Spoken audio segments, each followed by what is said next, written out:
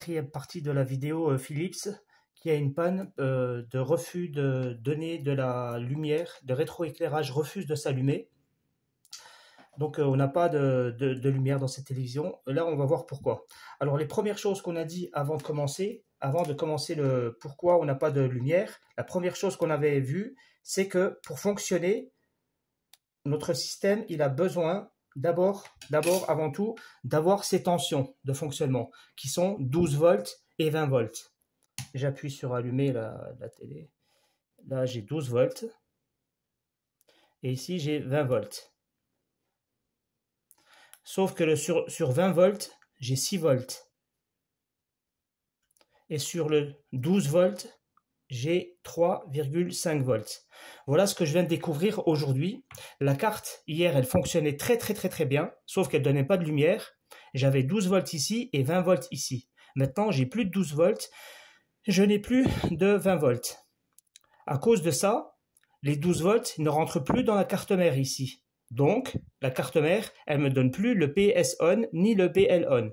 On a une panne en direct. Donc, ça va être intéressant, mais ça va être une parenthèse. On ne va plus parler du boost inverteur, vous l'avez compris. Il va falloir que je répare cette panne-là. Alors, qu'est-ce qui se passe? On observe 12 volts, j'ai 3 volts. 20 volts, j'ai 7 volts. D'où ça vient ça? Ça vient d'un transformateur en commun. Pour les deux tensions, nous avons un seul transformateur. Donc, les deux sont assujettis au champ électromagnétique qu'il y a ici. Le comportement de l'un et de l'autre, il est en rapport au champ électromagnétique. Je précise ça, pourquoi? Ici, on a une chute de tension. Au lieu d'avoir 12 volts, j'ai 3 volts. Donc tu vas me dire, ah ben c'est facile, c'est le condensateur qui est mort, c'est vrai. Là, il suffit de changer les condensateurs. Dans ces cas-là, lorsque la tension elle baisse, tu changes le condensateur, parce que le condensateur il est étouffé.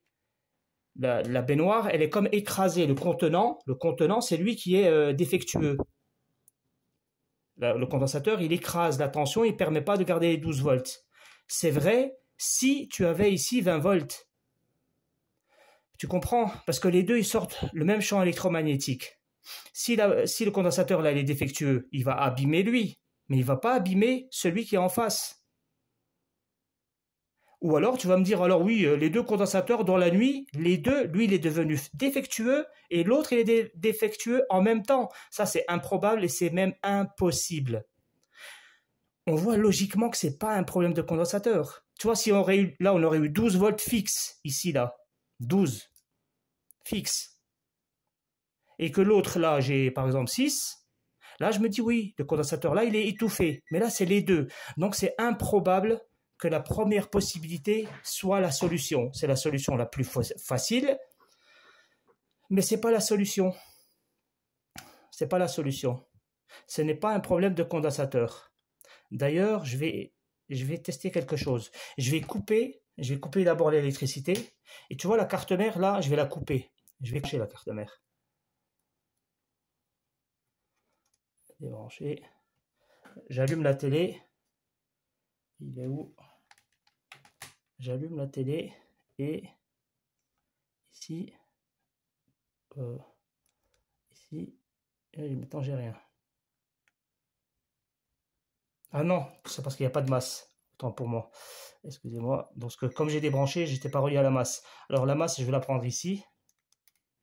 La masse, je vais la prendre ici, hein, sur les diodes, hein, parce que ici on a la masse. Hein. Alors, sur le 20 volts. Ah, j'ai 17. Là, ça a monté. Donc la charge, elle fait quelque chose. 11 volts. 11 volts. Et ici, là, j'ai pas 20 volts. Hein. Ici, j'avais 20 volts hier. Et ici, 11 volts. Ce que je vais faire, je vais couper le jus. Où est-ce que je peux mettre la masse? Bordel. La masse, elle est où la masse? Je vais la mettre là. Je vais mettre la masse là. Et je vais mettre sur le 12 volts. Et je vais voir qu'est-ce qui se passe. Alors, je vais mettre le jus. Donc là, je vais mesurer le 12 volts. 9, 4. Il n'y a pas de 12 volts. Hein. Il n'y a pas de 12 volts. Attends. Attends, on va voir. En fait, le 12 volts, il vient, mais lentement. Attends. C'est important, ça c'est important. Je vais faire comme ça, voilà. Je vais faire comme ça. Alors, non, je l'ai là. Là, je l'ai. Donc, je coupe le jus. Je coupe la télé. Attention, les chutes. Chute, chute, chute. Allez, vas-y, vas-y, vas-y. Chute. Bon, j'allume. Attends, je chute encore un peu. Voilà. Allez, j'allume. 10 volts. 10. 11. Ça monte. Ça monte. Ça monte. Ça monte. Bizarre. Ça monte à 11 volts. Et l'autre, il bloque à 17 volts. Bon, alors là, c'est intéressant.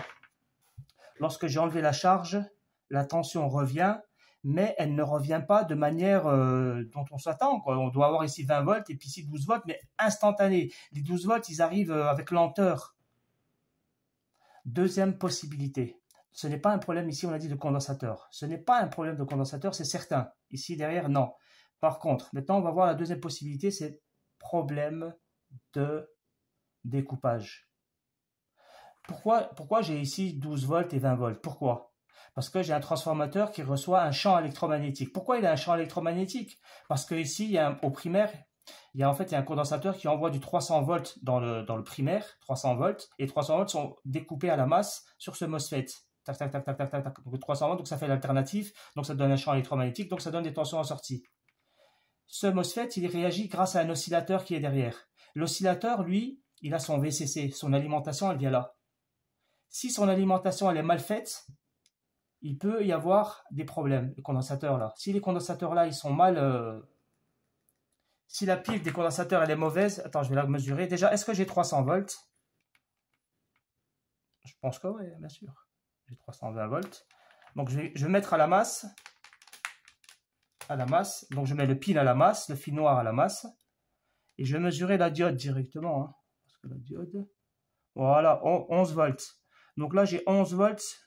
Alors là, c'est la deuxième possibilité.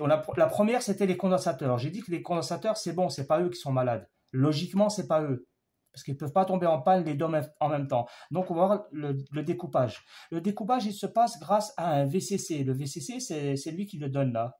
Alors lui, apparemment, il donne à manger à l'oscillateur et il donne à manger qu'il est propre. Le 11 volts, il est beau, il est propre. Il ne fait pas... Il ne fait pas 11, 15, 11... Il est stable, 11 volts VCC, il est stable. Il est beau. Donc, l'oscillateur, il donne à manger. Il a à manger et il travaille. L'oscillateur, il travaille. Pourquoi il travaille? Parce que tu as 0 volts et puis quand tu branches la prise, tu te retrouves ici avec du... Bon, c'est vrai que ça avait 11 volts ou alors 3 volts. Quand on avait branché la charge, on n'avait que 3 volts. Et donc, ça prouve que l'oscillateur, il fait le découpage, il fonctionne. On voit bien que le découpage, il fonctionne. Tu vas me dire, oui, il fonctionne mal, c'est peut-être la pile. Ben non, la pile, elle est bonne, la pile. On l'a vu, le 12 volts, combien on a vu? Il y avait, ici, là, attention, là. Combien? Il y avait presque 12 volts.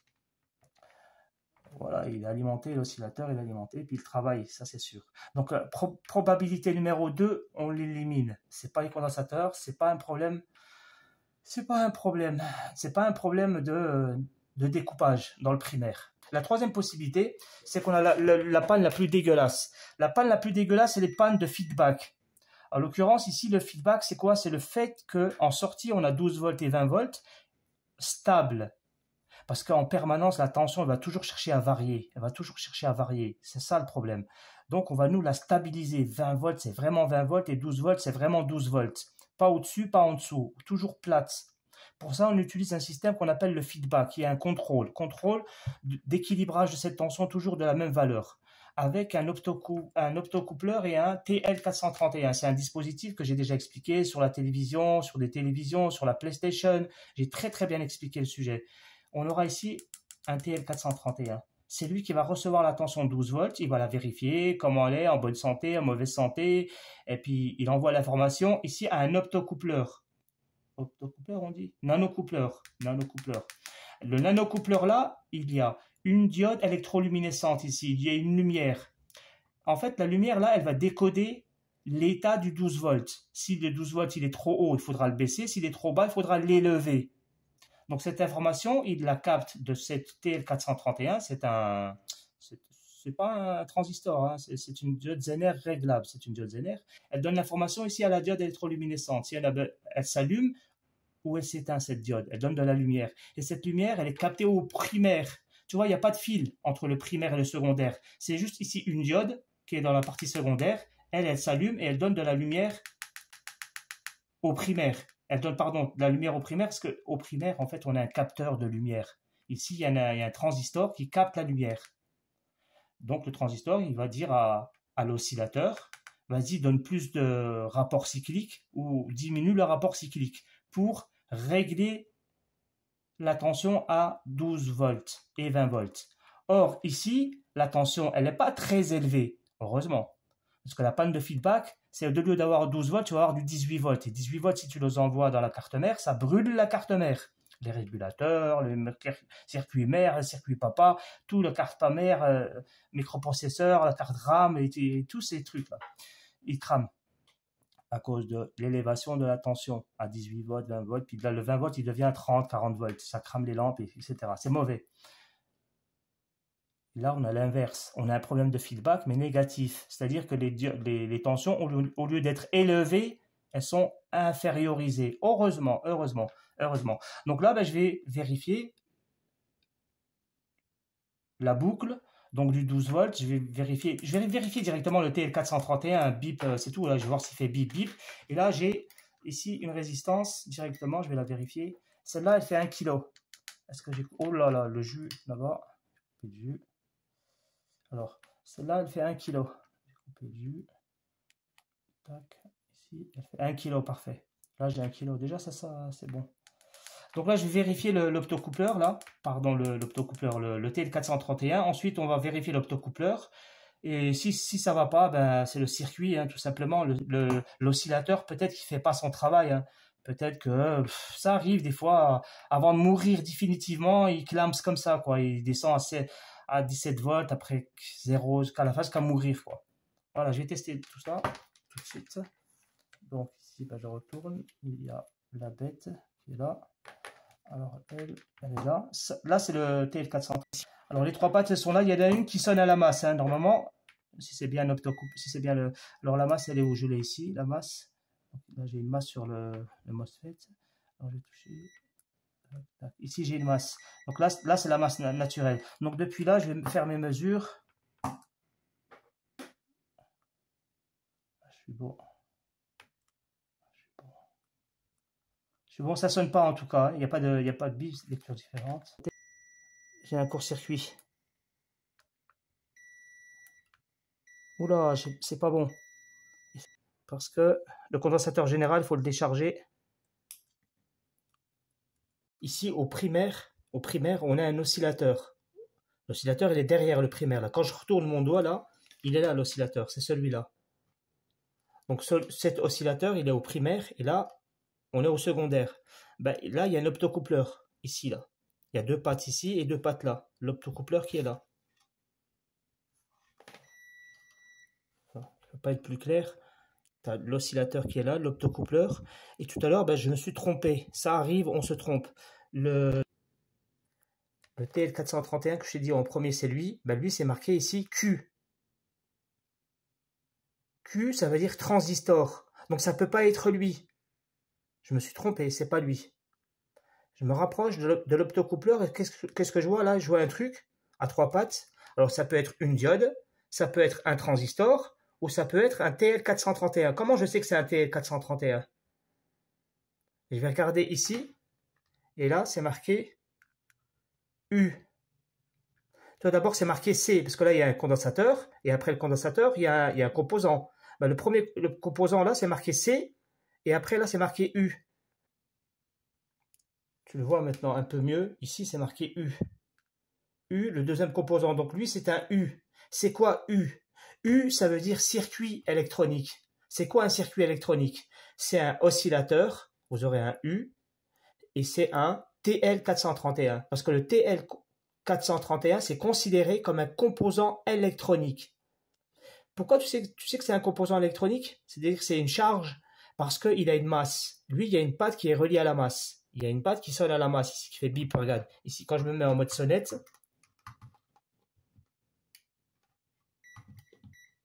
je me mets une patte à la masse et une patte sur un des trois. Alors, je ne sais pas où il est. Ici. Alors là, c'est la masse. Donc cette patte-là, je sais que c'est la masse. Après, il y a une patte, c'est la référence, et il y a une patte, c'est l'entrée des 12 volts là, pour faire le réglage. Et donc lui, je vais le contrôler tout simplement. Je vais mettre en mode bip là, comme ça. Et je vais... Non. Non. Non. Il n'y a aucune mauvaise lecture, et il fait que pas sonnette. Il fait pas sonnette, donc là, il est bon. Je vais continuer juste à côté. Là, il y a un optocoupleur, tu vois, il y a deux pattes au primaire, au secondaire, ici, là. Je vais voir si elle donne ici. Là, je vais voir lecture, pas lecture, parce que ici, j'ai une diode électroluminescente. Mais par contre, j'ai pas lecture, pas lecture. Pourquoi je n'ai pas lecture, pas lecture? J'ai d'un côté, j'ai 2000, et de l'autre côté, j'ai 1000. Pourquoi? Parce que ici, j'ai une résistance en parallèle directement avec la diode ici. Donc, c'est normal d'avoir cette lecture qui est de 0,1, enfin 1,0. J'ai cette lecture. Quand je me mets sur l'optocoupleur, j'ai 2, machin, et quand je retourne, j'ai 1 et quelques. C'est à cause de la résistance, donc ça c'est normal. Alors je continue mon contrôle. Là j'ai un court-circuit. Alors là j'ai un court-circuit sur l'optocoupleur. Là, ça sonne. Alors là, j'ai la résistance fusible qui sonne, c'est normal. Mais là, ça ne doit pas sonner ici. Là, j'ai un transistor ici qui capte la lumière qui est là. Mais le transistor, il est en court-circuit. Et ce court-circuit, il est en contact avec l'oscillateur. 2 fois normalement. Parce qu'il y a une entrée, c'est la masse, c'est normal. Mais une entrée, c'est l'entrée de l'information. Feedback. Donc il sonne. Alors soit l'oscillateur il est mort, mais ça m'étonnerait parce que l'oscillateur fait bien son travail. C'est juste qu'il fait mal son travail parce que le feedback il donne une information erronée, erreur. Alors soit l'erreur elle vient de l'optocoupleur lui-même, c'est-à-dire que c'est lui qui est mort, qui est malade, qui est en court-circuit. Donc il faut le changer quoi, tout simplement. Et puis tu peux changer avec n'importe quel optocoupleur. Hein. Certains ils m'avaient dit je sais pas quoi. Un optocoupleur c'est un optocoupleur les gars, de télévision. Donc je dois en avoir, donc je vais le changer. Et je vais voir le résultat. Après, si c'est pas l'optocoupleur qui est en court-circuit, il peut y avoir tout simplement un condensateur ici en court-circuit, mais ça m'étonnerait. Je vais donc enlever directement ça et voir si j'ai encore le court-circuit. Si j'ai encore le court-circuit ici, c'est pas bon. On continuera à chercher. S'il n'y a plus de court-circuit, on contrôlera l'optocoupleur.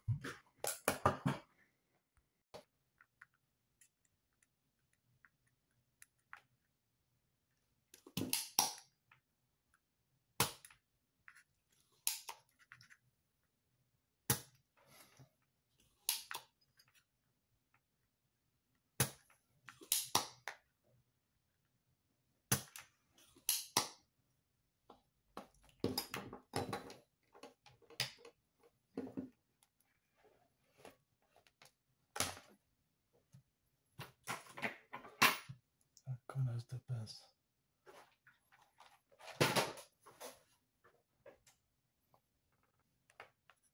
Ah, il est tombé. L'optocoupleur, il n'est pas plus simple. Hein. Même si on connaît rien, on connaît pas on sait qu'il y a un repère ici. Le repère c'est la lumière. Le repère c'est le soleil. Le repère c'est la lampe. Alors je sais même pas. J'ai tellement des yeux peu, je vois pas. Je m'en fous. Donc moi je vais contrôler le court-circuit. Alors il n'y a pas de court-circuit là. Et il n'y a pas de court-circuit là. Bon. Alors je vais le tester. Alors lui, c'est un côté il donne lecture, pas lecture, et d'un autre côté il donne un transistor, donc un transistor ouvert. Un transistor quand il est ouvert, c'est un interrupteur qui est ouvert. Un interrupteur lorsqu'il est ouvert, il se touche pas. Donc quand il se touche pas, il sonne pas. Quand il se touche, c'est-à-dire qu'il sonne. Là, on va voir s'il se touche ou si. Bon là, il n'y a pas de sonnette, là pas de lecture. et pas de lecture dans les deux côtés. Ça peut être normal, si on a lecture, pas lecture de l'autre. Ça veut dire qu'on a peut-être le transistor ici qui est ouvert, et ça c'est normal. Quand un transistor il est ouvert, c'est normal. Donc ici, pas de lecture et pas de sonnette. De l'autre côté, il faut que j'ai lecture, pas lecture. Alors là, j'ai lecture, stable. Quand je change, pas lecture. Donc il est bon. Et ben voilà. Notre problème, c'est pas ça. J'ai pas de problème ici. Donc ici, on a l'entrée secondaire et là, au primaire, on a un court-circuit. Donc ce court-circuit, qu'est-ce qui se passe exactement? On va le voir tout de suite. C'est quoi qui se passe? Alors, le court-circuit, il est là. Alors, le court-circuit, il est là.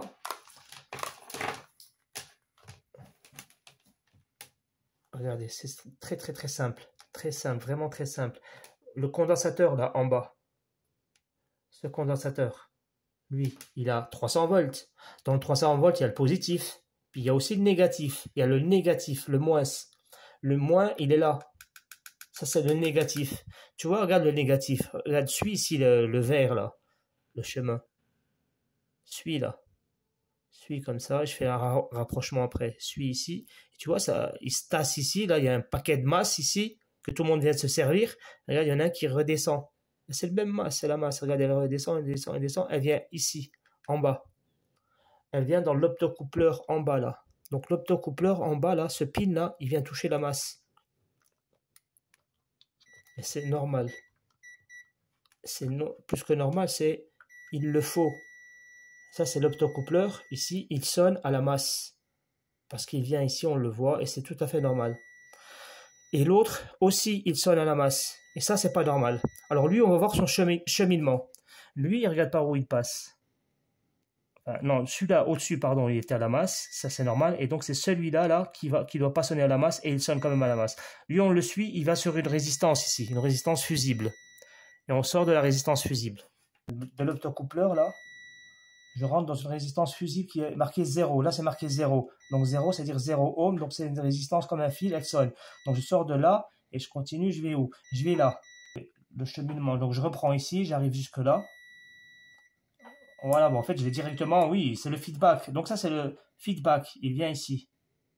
Il vient ici dans la première fusible, premier fusible. Elle vient où pas? Là, après ici, et après ici. Donc il arrive ici sur l'optocoupleur.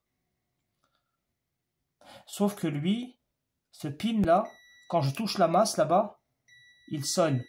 Et ça, c'est pas normal. On va pas donner une information à la masse du feedback. Ça veut dire que ici, ça veut dire quoi? Ça veut dire que le feedback, il est toujours à la masse. Le feedback, il arrive où? Il arrive ici. Là, il y a un condensateur. Regarde, le condensateur, il est en court-circuit. Le condensateur, qu'est-ce qu'il fait en fait? Il y a une partie qui est à la masse, c'est tout à fait normal, celle-là, là. Là, on a la masse tout le temps. Et l'autre, là, le plus du condensateur, il vient, il touche l'information feedback, et de là, ils viennent ici. En fait, le condensateur, là, il est en court-circuit. Mais, il est en court-circuit là, il est en court-circuit là. Là, on a vu qu'il y avait un optocoupleur. J'ai enlevé l'optocoupleur, c'est logique. C'est d'abord lui qu'on a enlevé pour voir si on avait encore le court-circuit. Là, je l'ai encore. Je l'ai aussi ici, sur un condensateur. Mais troisièmement, c'est peut-être un problème sur l'oscillateur. Et là, c'est là que c'est compliqué. Parce que comment ça se fait que c'est un problème dans l'oscillateur alors que l'oscillateur, il fonctionne? On a vu qu'il donnait du 12 volts et du 17 volts. Puis quand on mettait une charge, il donnait que du 3 volts et puis 6 volts. Donc, il fonctionne malgré ce court-circuit-là. Ouais, ça paraît improbable. Alors, soit on a un problème sur l'oscillateur, donc il faut faire quoi? Il faut enlever l'oscillateur et voir si tu as encore le court-circuit ici. S'il n'y a plus de court-circuit, ça veut dire que c'était lui qui était mort, en fait. Lui, il est mort. Il fonctionne, mais sans le feedback, avec ce court-circuit à l'intérieur, il y a une partie qui bloque la machine, qu'une partie, qui fait qu'on ne sort pas les bonnes tensions. C'est tout. C'est ça, sa panne. Ou sinon, il est en bonne santé, mais vraiment en bonne santé. Et c'est juste qu'il y a un court-circuit et tout simplement le condensateur, lui, qui est malade. l'impression qu'il y a une différence quand même avec à côté les bruns. C'est pas la même couleur. Il est comme en bas, le gris là. Encore que celui-là il est blanc. Il y a des blancs, des gris, des bruns marrons là, comme ça. Et celui-là, il faudra le choisir s'il est mort. Gris. Comme celui qui est à côté d'ailleurs. Voilà, c'est un repère. Et tout à l'heure, je me suis trompé, j'ai dit qu'il allait en face. En fait, il allait à la troisième patte. En partant de gauche à droite, en haut. 1, 2, 3, la troisième patte.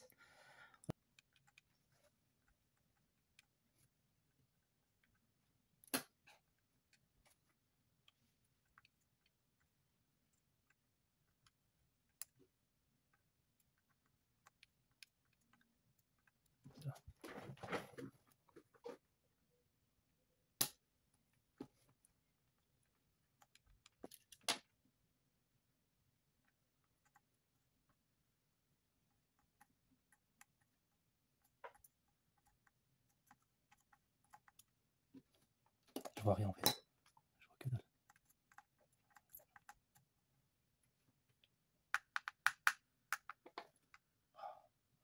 Bon. Alors je l'ai enlevé là, c'est ça?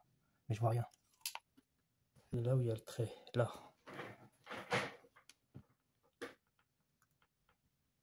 Merde, il sonne pas. Tu vois, je l'ai enlevé pour rien. Ça sonne pas. Donc on a toujours une sonnette. Ici, ouais, c'est ici, c'est ce côté, j'ai retourné la carte. Toujours une sonnette. Donc en fait, le problème, il vient du circuit. Alors le condensateur, je vais pas le perdre. Ici, on a l'entrée du feedback, c'est la troisième patte. Et ici, on a la masse. Et là, ça sonne. Et ça, c'est pas normal. C'est-à-dire que le circuit, il est mort. Bon, ben, je vais changer le circuit. Ben, je crois que la vidéo elle va s'arrêter là. Je vais remettre le condensateur et je vais enlever le circuit. Je vais en commander un. Ou je vais regarder si j'en ai un. Parce que je vais pas remplacer. Je vais pas mettre un 800, un 888, un CA888 ou le 910 ou un autre. Je vais pas mettre un power supply, quoi. Je vais pas le changer. Alors maintenant, le résultat. Le résultat, je me mets en mode sonnette. J'ai supprimé le circuit. Il est là. Je l'ai enlevé.